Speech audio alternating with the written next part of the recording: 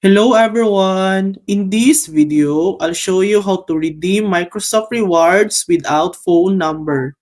First, go to the Microsoft Rewards site and log into your account.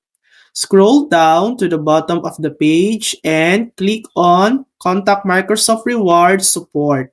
Fill out the support form. Describe your issue like I want to redeem my Microsoft Rewards without using a phone number.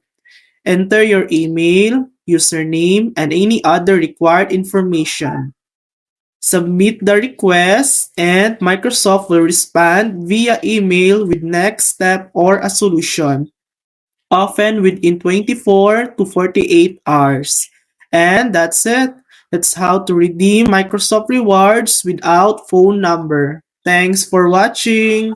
If this video helped you, please like and subscribe for more helpful tutorials.